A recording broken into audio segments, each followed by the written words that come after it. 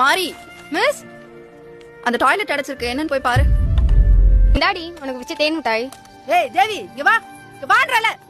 உனக்கு கொஞ்சம் கூட அறிவே கிடையாதா? யார் கூட பேசணும், யார் கூட பழகணும் உனக்கு கொஞ்சமே தெரியாதா? உனக்கு இவ எதையா குடுக்குற, அதை வாங்கி சாப்பிட்டு இருக்கிற. அறிவு இருக்கா இல்லையா? உனக்கு அறிவு கிடையாதா? உனக்கு உங்க வீட்டுல நல்லது கெட்டதெல்லாம் சொல்லி கொடுக்க மாட்டாங்களா? மூஞ்சா பாரு. கடவுள்னு ஒருத்தர் இருக்காராப்பா. இருந்தா ஏன் அவங்கள ஊருக்குள்ளேயும் நம்மள ஊருக்கு வெளியிலயும் படிச்சிருக்காரு. இதெல்லாம் சகிச்சுக்கிட்டே என்னால அங்க போய் படிக்க முடியாதுப்பா. நான் பேசாம உன் கூட இருந்துடுறேன். சகிச்சுதாமா ஆகணும். என் பாட்டன் என் அப்பன் கையில கொடுத்தான், என் அப்பன் என் கையில கொடுத்தான். ஆனா என்ன ஆனாலும் சரி, இதை மட்டும் நான் உன் கையில கொடுக்க மாட்டேன் தாயி. அதுக்கு பதிலாக தான் அப்பா உன் கையில புத்தகத்தை கொடுத்துருக்கேன். அதை மட்டும் விட்டுடாத. உன் கோபத்தையும் வேகத்தையும் படிப்புல காட்டு, முன்னுக்கு வா. அதுதான் நீ அவங்களுக்கு தர்ற சரியான பதிலடி. இன்னும் மட்டும் ஞாபகம் வச்சுக்க தாயி, அவங்க எல்லாம் படிக்கிறது பெருமைக்காகவும் வசதிக்காகவும் மட்டும்தான்.